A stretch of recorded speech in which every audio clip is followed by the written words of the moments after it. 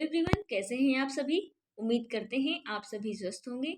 आपके लिए CTET paper 2 science का प्रीवियस ईयर क्वेश्चन पेपर लेकर आए हैं, जो 22 फरवरी 2015 में ऑफलाइन सेट में पूछा गया था।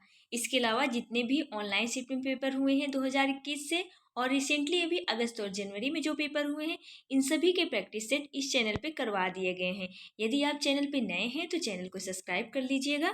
तो चलिए शुरू करते हैं। आज का हमारा जो पहला प्रश्न है, इसमें पूछा है, मैं अपना एक कान स्टील की रेल की पटरी पर रखता हूँ। तो ऑप्शन ए दिया है, मैं आने वाली ट्रेन की ध्वनि वायु की तुलना में रेल की पटरी में द्वारा शीघ्र सुन लेता हूँ। सेकंड ऑप्शन बी है, वायु की तुलना में ध्वनि स्टील में अधिक चाल से गमन करती है। थर्ड ऑप्शन है, सी ऑप्शन में दिया है, गैस की तुलना में ध्वनि ठोसों में अधिक चाल से गमन करती है।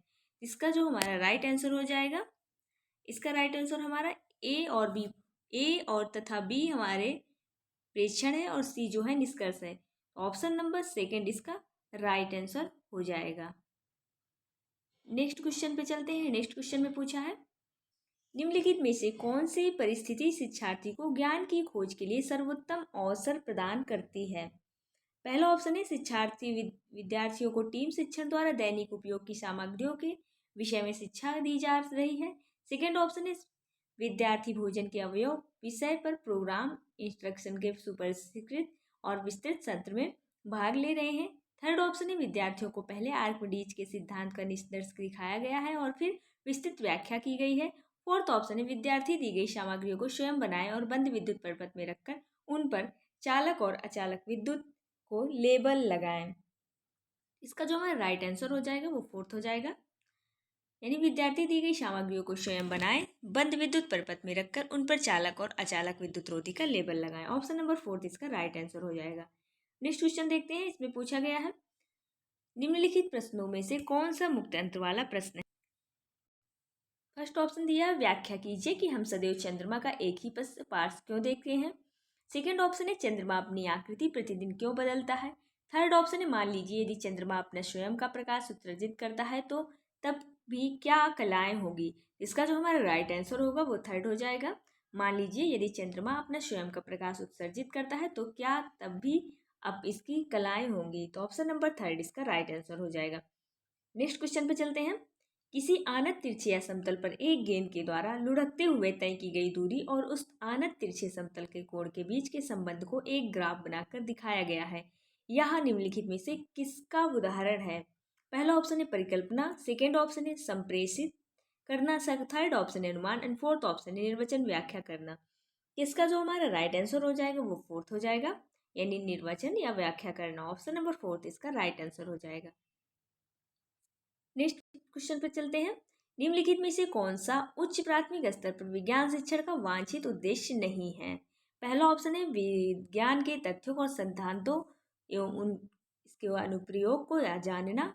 सेकेंड ऑप्शन है, प्राकृतिक जिज्ञासा सौंदर्य परख की अनुभूति तथा विज्ञान और प्रौद्योगिकीकरण में सृजनात्मकता का पोषण।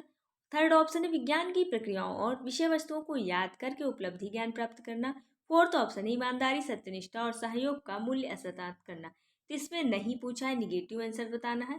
तो थर्ड ऑप्शन ही हमारा राइट आंसर हो जाएगा, यानी विज्ञान की प्रक्रियाओं और विषय वस्तुओं को याद करके उपलब्ध ज्ञान प्राप्त करना, यही ऑप्शन हमारा गलत है। तो राइट आंसर जो है ऑप्शन नंबर थर्ड हो जाएगा।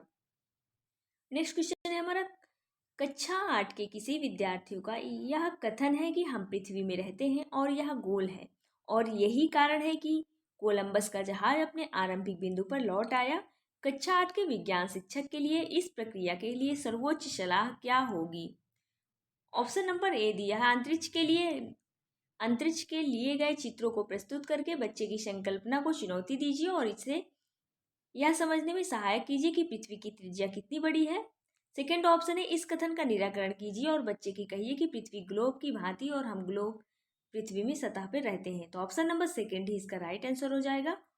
नेक्स्ट क्वेश्चन पे चलते हैं। नेक्स्ट क्वेश्चन है हमारा, मानव नेत्र में शलाकाओं और संख्यों के विषय में सही कथन का चयन कीजिए।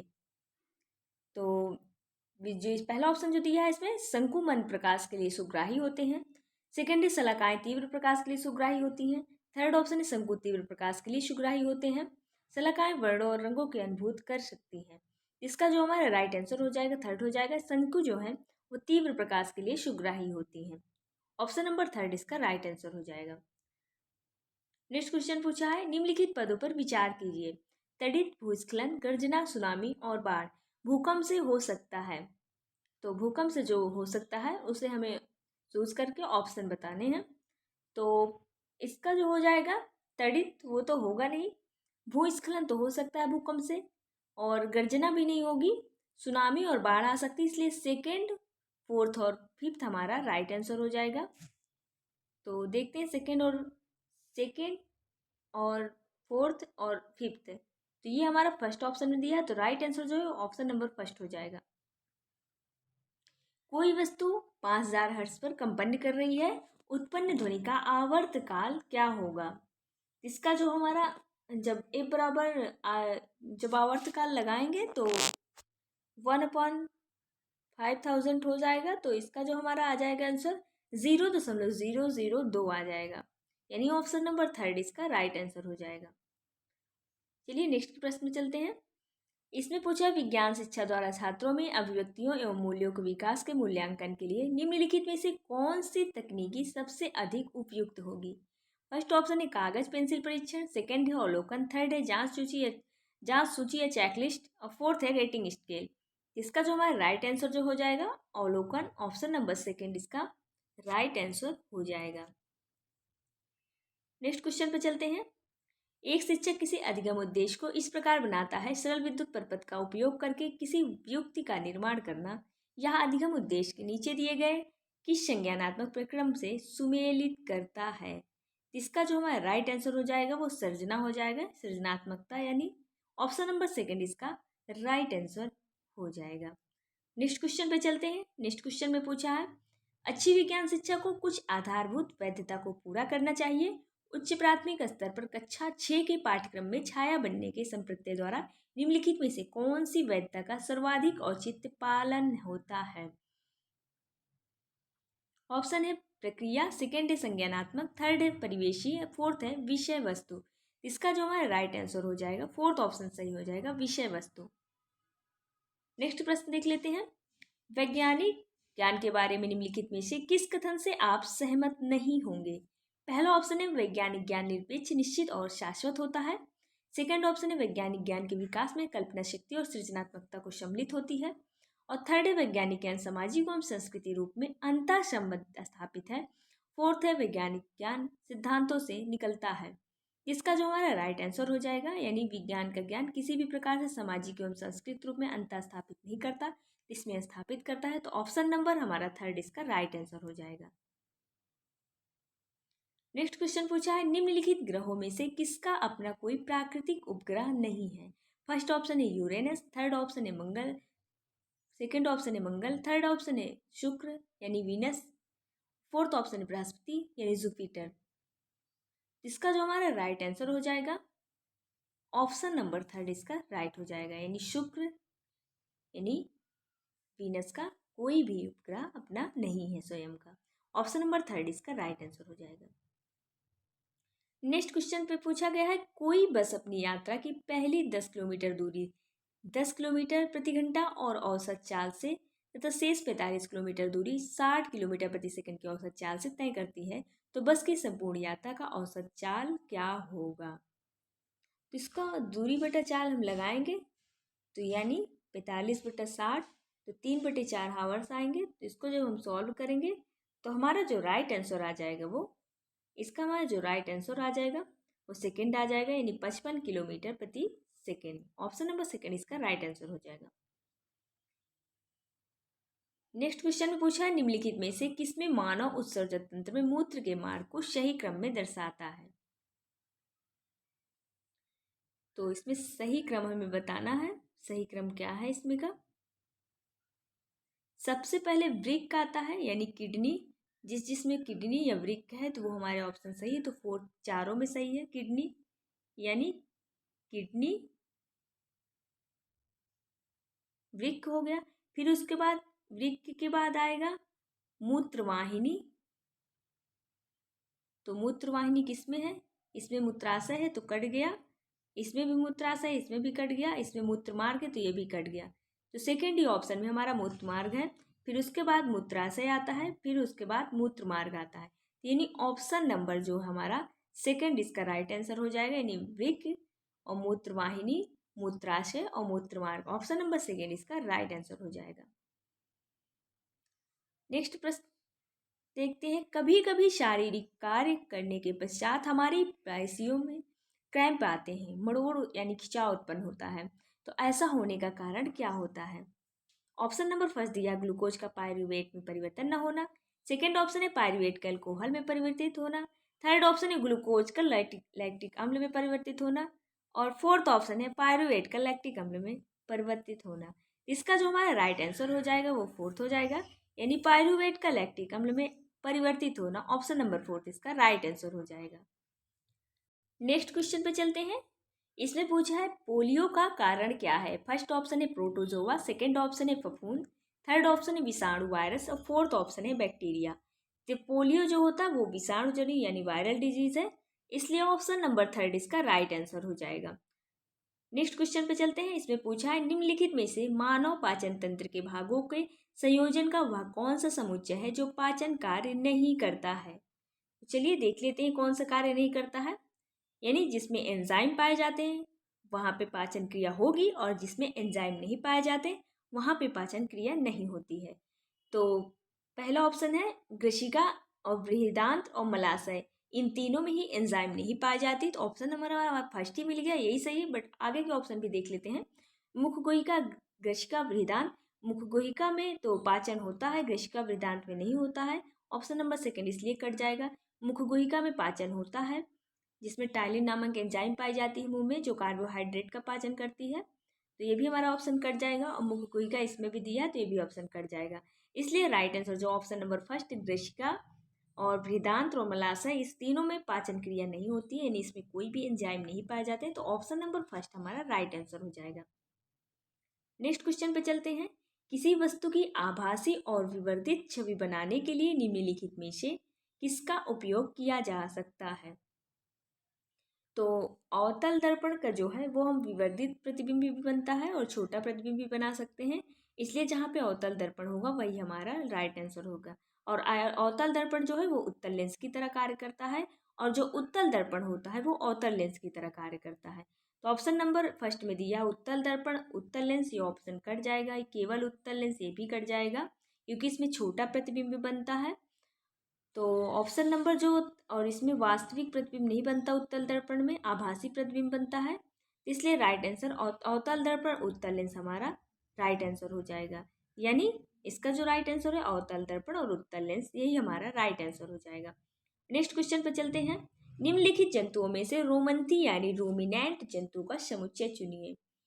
तो यानी जो शाकाहारी जंतु होते हैं उनमें आहार नाल जो होती है वो 4 चैम्बर में बटी होती है, यानी वो अपने भोजन को जब खाते हैं तो जल्दी जल्दी चबा के पहले आहार में डाल देते हैं, और फिर उसके बाद वो वापस ला के मुँह में धीरे धीरे चबाते रहते हैं, यानी रोमंथी एनिमल कहते हैं उन्हें, शाकाहारी जंतु जो होते हैं। तो चलिए देख लेते हैं कौन सा ऑप्शन हमारा इसमें से सही है। इसमें पहला दिया भैंस, गाय, हिरण, सेकेंड ऑप्शन है बिल्ली, भैंस, हिरण, इसमें बिल्ली दे दिया तो ये ऑप्शन कट जाएगा, सी में कुत्ता दे दिया तो ये ऑप्शन भी कट जाएगा, और डी में फोर्थ ऑप्शन है हमारा, इसमें भी कुत्ता दे दिया इसलिए ऑप्शन कट जाएगा। तो भैंस, गाय और हिरण, ऑप्शन नंबर फर्स्ट हमारा राइट आंसर हो जाएगा। नेक्स्ट क्वेश्चन देखते हैं। इसमें पूछा है दीर्घ रोम के बारे में निम्नलिखित कथनों का अध्ययन कीजिए। ऑप्शन नंबर फर्स्ट में दिया है इनकी अत्यधिक पतली भित्तियां होती हैं, सेकंड में दिया है ये अंगुली की समान उभरी हुई संरचनाएं होती हैं, थर्ड ऑप्शन है इनमें सूक्ष्म रुधिर वाहिकाओं का जाल फैला रहता है जो सतह से निकट फैला रहता है, और फोर्थ ऑप्शन है इनमें महीन छिद्र होते हैं जिनमें भोजन सरलता से गुजर सकता है। इसमें ए फर्स्ट सेकंड थर्ड तीनों सही है, और फोर्थ ऑप्शन ही हमारा गलत है, इसलिए right answer A B C हमारा राइट आंसर हो जाएगा। यानी ए बी सी यानी फर्स्ट सेकंड थर्ड हमारे तीनों सही है, तो ऑप्शन नंबर थर्ड इसका राइट आंसर हो जाएगा। यानी ये अंगुली के समान उभरी हुई संरचनाएं हैं और पतली भी होती हैं, और सूक्ष्म रुधिर वाहिकाओं का जाल फैला होता है सतह के निकट, और चौथा जो है ये महीन छिद्र जिनमें भोजन सरलता से कुचलता है, तो यही ऑप्शन हमारा कट जाएगा। चलिए नेक्स्ट क्वेश्चन देख लेते हैं। निम्नलिखित खाने योग्य पौधे पर विचार कीजिए। केला, बैगन, भिंडी, कद्दू यानी काशी फल। ऑप्शन दिया है, इनमें से पौधे का कौन सा ऐसा युगल है, चुनिए जिनमें दो या दो से अधिक खाने योग्य भाग हैं। तो देख लेते हैं। केला में 2 खाने योग्य भाग हैं और कद्दू काशी फल में भी हैं, तो इसलिए हमारा ऑप्शन नंबर ए और डी सही हो जाएगा। ऑप्शन नंबर ए और डी हमारा राइट आंसर हो जाएगा। नेक्स्ट क्वेश्चन पर चलते हैं। कोई 6 किलोग्राम द्रव्यमान का पिंड किसी घर्षण रहित क्षैतिज पृष्ठ पर 3 किलोमीटर प्रति सेकंड की एक समान चाल से फिसल रहा है, तो इस पिंड को इसी चाल से इसी सरल रेखा के अनुदिश गति कराने के लिए आवश्यक बल होगा। इसका जो है राइट आंसर हो जाएगा, यानी इसमें कोई भी बल कार्य नहीं करेगा क्योंकि इसमें घर्षण रहित क्षैतिज है, तो इसका राइट आंसर जो है वो 0 यानी 0 न्यूटन हो जाएगा। नेक्स्ट क्वेश्चन है, जिस तालाब के जल में टैडपोल वृद्धि कर रहे हैं उस जल में निम्नलिखित में से किस तत्व की पर्याप्त मात्रा उपलब्ध होनी चाहिए। इसका जो राइट आंसर हो जाएगा वो आयोडीन हो जाएगा। ये बहुत बार ही क्वेश्चन सीटेट में पूछा गया है, बहुत ही रिपीटेड क्वेश्चन है, कई बार ये प्रश्न पूछा गया है। चलिए नेक्स्ट क्वेश्चन पे देख चलते हैं। नेक्स्ट क्वेश्चन में पूछा है, मानवों में जनन की अवधि की घटनाओं का सही क्रम क्या है। ये भी अभी जो 21 जनवरी को जो पेपर हुआ था, तो ये उसमें से भी ये भी क्वेश्चन पूछा गया, थोड़ा शब्द हेर फेर कर दिया गया था, और जो अभी रिसेंटली अगस्त में भी पेपर हुआ था उसमें भी ये प्रश्न आया था।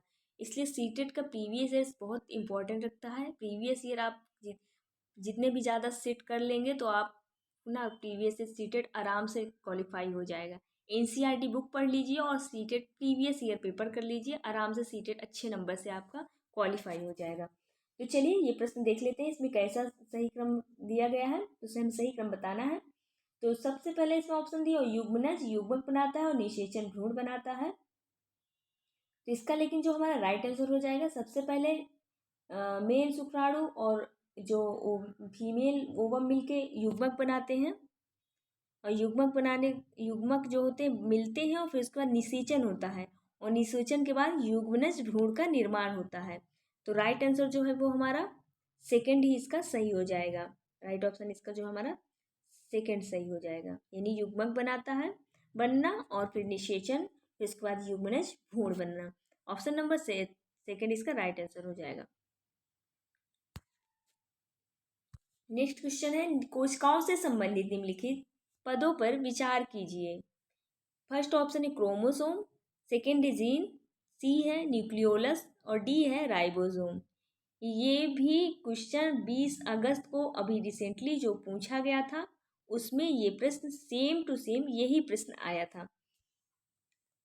तो चलिए देख लेते हैं इसमें कौन सा सही है, यानी कोशिकाओं के संबंध में निम्नलिखित पदों पर विचार करना है। इनमें से किसी कोशिका के केंद्रक के भाग होते हैं, यानी केंद्रक के कौन कौन से भाग हैं उसे हमें बताना है। तो क्रोमोसोम और जीन न्यूक्लियोलस यानी केंद्रिका, ये तीनों जो है केंद्रक के भाग हैं, और राइबोसोम है वो केंद्रक का भाग नहीं है, इसलिए ऑप्शन नंबर डी हमारा कट जाएगा। तो ए बी सी तीनों सही है, तो ए बी सी हमारे थर्ड ऑप्शन में दिया है, तो राइट आंसर जो है हमारा थर्ड हो जाएगा। नेक्स्ट क्वेश्चन है, टार्टेरिक अम्ल पाया जाता है ए में नींबुओं में, बी ऑप्शन है आंवले में, सी ऑप्शन है कच्चे आमों में, डी ऑप्शन है अंगूरों में। इसका जो हमारा राइट आंसर हो जाएगा वो हमारा थर्ड हो जाएगा, यानी सी और डी कच्चे आम और अंगूरों में टार्टेरिक अम्ल पाया जाता है। तो ऑप्शन नंबर थर्ड ही राइट आंसर हो जाएगा, और स्कॉर्बिक एसिड जो है वो नींबू और आंवला में पाया जाता है, इसलिए इसमें टार्टेरिक अम्ल पूछा है। तो इमली, कच्चा आम और अंगूर और जैसे इमली, ये सब में टार्टेरिक अम्ल पाए जाते हैं, तो ऑप्शन नंबर सी और डी हमारा सही हो जाएगा।